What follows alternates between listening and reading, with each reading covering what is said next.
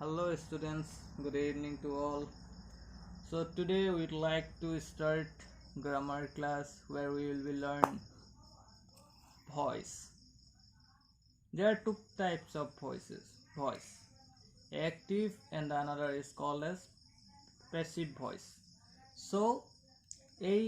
দুটা ভইচৰ এই দুটাৰ মাজতে যি আছে ভইচৰ যিমান যি আছে এই দুটাতে আছে, ঠিক আছে। So active voice বা passive voice জনাৰ আগতে আমি এটা কথা ক্লিয়াৰ কৰি ল'ব লাগিব যে ভইচ কাক বোলে। ভইচ মানে হৈছে যেতিয়া আমি যিকোনো এটা কথা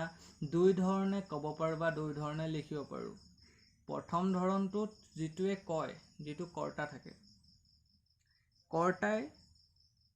মুখ্য ভূমিকা গ্ৰহণ কৰে, ঠিক আছে,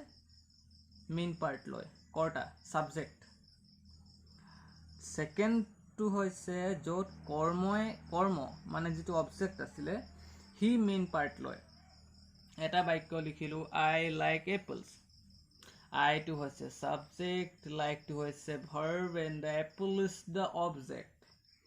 চ' এক্টিভ ভইচত আমি ডিৰেক্টলি লিখোঁ, ছাবজেক্টটো প্ৰথমে থাকে, মানে কৰ্তা যিটোৱে যাৰ দ্বাৰা কামটো হ'ল সি প্ৰথমে থাকিব। মই এপল ভাল পাওঁ, এপল কোনে ভাল পায়? মই ভাল পাওঁ। তো ছাবজেক্টটো মই নহয় জানো, মই দ্য ছাবজেক্ট। চ' মই প্ৰথমতে থাকিম আৰু এনেকুৱা বাক্যক এক্টিভ ভইচৰ আণ্ডাৰত আহে। And in case of passive voice কি হয়, য'ত অবজেক্ট যিটো কৰ্ম বুলি কয়, চ' সেই অবজেক্টটো যদি প্ৰথমে আহি যায়, অকল কৰ্ম বুলি নহয়, অবজেক্টটোত বেলেগ কিবাও থাকিব পাৰে, মই জাষ্ট এক্সাম্পল দি আছোঁ। যদি অবজেক্টটো প্ৰথমে আহি যায় তেতিয়া এইটো ভইচৰ ক্ষেত্ৰত কি হয়, ছেকেণ্ডটোৰ ক্ষেত্ৰত কি হৈ যায়, যিটো অবজেক্ট থাকে অবজেক্টটো প্ৰথমে আহি যায়। এই এপলছ লিখিছিলোঁ নহয়, এপলছটো ইয়াত আহি গ'ল। তাৰপিছত ইয়াত বি ভাৰ্ব এটা আহি যায়। বি ভাৰ্ব মানে কি? বি ভাৰ্ব মানে হৈছে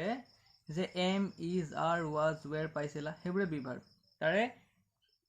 ইয়াত চেণ্টেন্সটো কি টেন্সত আছিলে সেইটো চেক কৰিব লাগে। তাৰপিছত ইয়াত বি ভাৰ্ব এটা আহি যাব, ছাবজেক্টৰ জেগাত অবজেক্টটো আহি যাব। ইয়াত আগত চোৱা এবাৰ চেঞ্জ হৈ গ'ল ন, এইটো অবজেক্ট আছিলে, অবজেক্টটো আহি গ'ল ইয়াত ছাবজেক্টৰ জেগাত। আৰু এপলছৰ লগত এম, ইজ, আৰ কি বহিব লাগে, আৰ বহাম, লাইকড আৰু বাই মি। এইবোৰ কি হৈছে কি নাই এইবোৰ আমি পিছত ডিছকাছ কৰিম। মুঠতে আমি ইমানখিনিলৈকে আমাৰ ক্লিয়াৰ হ'ল। অ'কে, চ'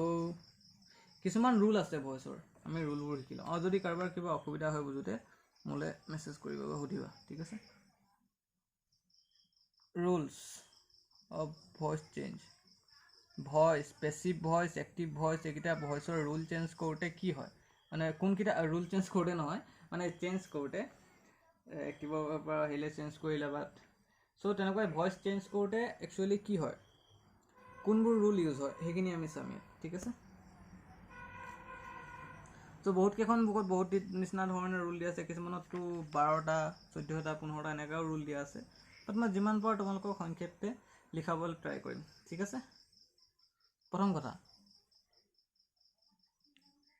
ভইচ চেঞ্জ কৰোঁতে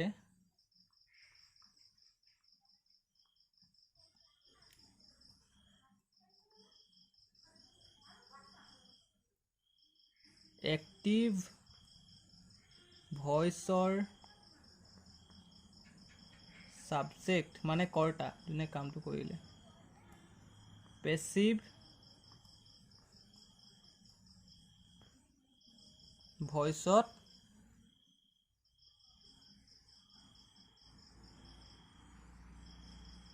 অবজেক্ট হৈ যায়। একেবাৰে সাধাৰণভাৱে লিখাইছোঁ তোমালোকক, ঠিক আছে, বা অবজেক্ট হিচাপে বহুৱাব লাগে, অবজেক্ট হিচাপে বহে লিখিছোঁ বা লিখা হয়, ঠিক আছে। নম্বৰ 2, পেছিভ ভইচৰ ছাবজেক্ট এক্টিভ ভইচৰ বুজি নাপালে সুধিবা হা অবজেক্ট হিচাপে এক্টিভ ভইচৰ সাবজেক্ট এক্টিভ ভইচৰ অবজেক্ট হিচাপে একেটাই মানে উলুটা একে মানে ঠিক আছে ইয়াৰ সাবজেক্টটো তাৰ অবজেক্টটো ইয়াৰ সাবজেক্ট হৈ যাব চেঞ্জ হওঁতে ঠিক আছে বস ইমানটো ক্লিয়াৰ কৰি ল লিখাত যদি খেলিমেলি হয় তাত ইমান তোমালোকে হেৰি কৰিব নালাগে ঠিক আছে সো নাম্বাৰ 3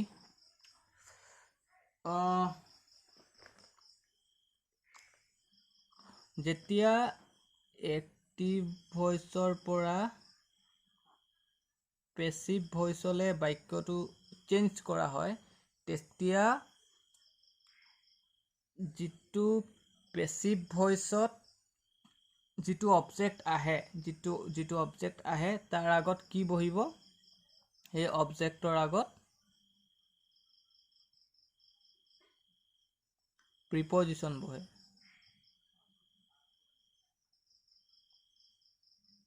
কি আহিব এটো প্ৰিপজিশনত বাই বহে বহুত কিটা ক্ষেত্ৰত বাই বহে কিছুমানৰ ক্ষেত্ৰতে টু তাৰ পৰা এট বা উইথ বহে কাৰণ নো লগত টু বহিব এক্সাম্পল কেনেকুৱা হয় এইবোৰ মই আগলৈ দিম প্ৰথমে ৰুলবোৰ শিকি লোৱা আজি তোমালোকে ভয়েসৰ ৰুলখিনি শিকি লোৱা ঠিক আছে নেক্সট ক্লাছত কাইলৈ চাগে তোমালোকক ক্লাছ দি দিব পাৰো মই ঠিক নাই যদি সানডে যদিও ক্লাছ আই উইল ট্ৰাই ঠিক আছে যদি মই দিব পাৰো তেতিয়াহলে মই দি দিম এক্সাম্পলছ ধুনীয়াকৈ শিকাই কিনে তোমালোক দি দিম আজি জাস্ট ৰুলখিনি অলপ শিকি লোৱা ঠিক আছে এদিনতে গোটেইখিনি শিকাইলে ক'পা হ'ব নো লগত টু বহিব তাৰপিছত সাৰপ্ৰাইজ বা শকিং কিবা থাকিলে I am surprise at I am shocked at এনেকুৱা টাইপৰ শকিং থাকিলে এট আহিব সাৰপ্ৰাইজ আৰু শকিং থাকিলে আৰু কি আছিলে satisfied I am satisfied with I am pleased with এনেকুৱা ৱৰ্ডবোৰ satisfy বা please আৰু ৱৰ্ড আছে সেইখিনি আগলে বা যেতিয়া এক্সাম্পল চাম তেতিয়া আমি শিকি যাম একো এটা বাদ পৰি নাযায় চিন্তা নকৰিবা কোনো ধৰণৰ টাইপছ ইয়াত হেৰি নহ'ব বাদ পৰি হেৰি নহ'ব ঠিক আছে নাযাব প্ৰথমতে কনসেপ্টটো ক্লিয়াৰ কৰিলে পিছত শিকাত কোনো প্ৰব্লেম নহয় satisfy আৰু pleaseত কি আহিব satisfy আৰু pleaseৰ ক্ষেত্ৰত with আহিব ঠিক আছে satisfied আৰু pleaseৰ ক্ষেত্ৰত with আহিব সো এইখিনি ক্লিয়াৰ হ'ল আই জাস্ট ৰুলখিনি শিকি লোৱা তোমালোকে ঘৰত ভালকৈ ৰিডিং কৰিবা ৰুলবোৰ কি লিখাইছিলে অনুসাৰে ঠিক আছে আৰু মই এটা কৈছিলোঁ যে যেতিয়া এক্টিভ ভইচৰ এটা প্ৰিন্সিপাল ভাৰ্ব থাকে ঠিক আছে এটা মুখ্য ভাৰ্ব এটা থাকে ভাৰ্ব কাকো জানাই নহয় জানো এটা মুখ্য একশন ৱৰ্ড বুলি কয় যাক ডুইং ৰিডিং সিটিং সুইমিং যিয়ে নহওক সো এইবোৰ একশন ৱৰ্ডছ হয় those are called as verb এইবোৰ ভাৰ্ব বুলি কয় নহয় জানো 4 নম্বৰ ৰুলটোত কি শিকিম যেতিয়া এক্টিভ ভইচৰ পৰা যেতিয়া পেসিভ ভইচলে বাক্যটো হলনি কৰা হয় তেতিয়া যিটো ভাৰ্ব থাকে যিটো এক্টিভ ভইচৰ যিটো ভাৰ্ব থাকে যেনেকা আই লাইক এপলছ লাইকটো ভাৰ্ব নহয় জানো সেই ভাৰ্বটো তেতিয়া ভাৰ্বটো কি হয় পাষ্ট পাৰ্টিসিপল ফৰ্মত বহে মানে থাৰ্ড ফৰ্ম যিটো থাকে ফৰ্ম কেটা থাকে তিনটা পাষ্ট প্ৰেজেন্ট এট লিখাইছো ফৰ্ম কেটা থাকে past present and the last one is past participle এই যিটো তিনটা ফৰ্ম থাকে এই 3 নম্বৰ ফৰ্মটোত ভাৰ্বটো বহিব পাষ্ট পাৰ্টিসিপল ফৰ্মত বহে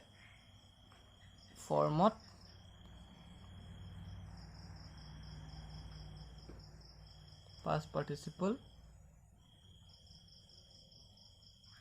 ফৰ্মত বহে আৰু কি হৈ যায় ইয়াত যেটো ভাৰ্ব বহিব হে ভাৰ্বটোৰ আগত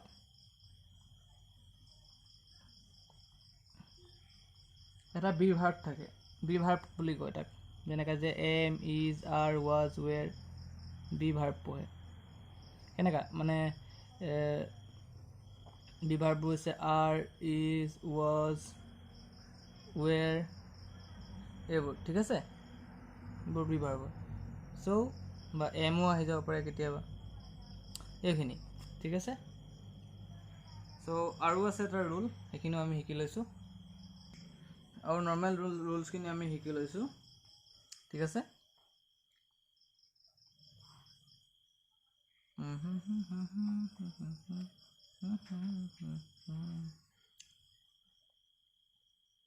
যেতিয়া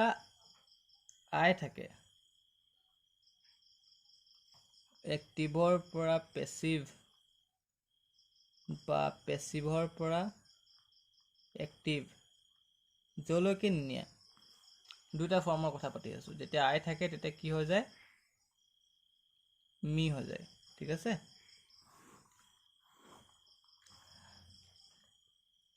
বাই মি মানে আই তাৰপিছত এনেকৈ থাকিবতো বাই মি তেনেকুৱা ধৰণৰ ইউজ হ'ব মানে সেইখিনি আমি পিছত চাম ঠিক আছে উই থাকিলে আজ হৈ যাব বা আজ থাকিলে উই হৈ যাব একেটাই মি থাকিলে আই হৈ যাব ঠিক আছে এনেকুৱা হৈ যাব উল্টা টাইপ আৰু আছিলে তোমাৰ ইউ থাকিলেতো ইউৱে হ'ব আৰু কি আছিলে চি থাকিলে হাৰ হৈ যাব হি থাকিলে হিম হৈ যাব তাৰপিছত ডে থাকিলে ডেম হৈ যাব ইট থাকিলে ডেট হৈ যাব না ইট থাকিলে ডেট নহয় চৰি মই হেৰিত গুচি গৈছোঁ ভইচ কৰাওঁতে নেৰেশ্যনত গুচি গৈছোঁ ইট থাকিলে ইতে থাকি যাব আৰু কি আছিলে হু থাকিলে হোম হৈ যাব আৰু কি আছিলে আৰু এবাৰ মোৰ মাইণ্ডত অহা নাই আৰু যদি পাওঁ তেতিয়াহ'লে আৰু বাকী যিমানখিনি আছে মই এইখিনি তোমালোকক লিখাই দিম ঠিক আছে চ' ইমানখিনিলৈকে তোমালোকে কনচেপ্টটো ক্লিয়াৰ কৰি লোৱা কাইলৈৰ পৰা যেতিয়া প্ৰত্যেকটো টেন্সৰ কাৰণে প্ৰেজেণ্ট পাষ্ট ফিউচাৰ বা যে পাষ্ট টেন্স বা পাষ্ট কণ্টিনিউৱাছ টেন্স ঠিক আছে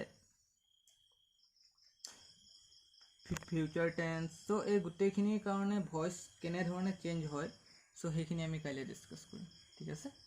এই ৰুলছখিনি তোমালোকে ভালকৈ শিকি ল'বা আৰু যদি কোনোবাই এই ৰুলকেইটাৰ ভিতৰত যদি কিবা এটা বুজি পোৱা নাই মোক সুধিবা নহ'লে কাইলৈ এক্সাম্পলছ শিকোঁতে অসুবিধা হ'ব ঠিক আছে চি ইউ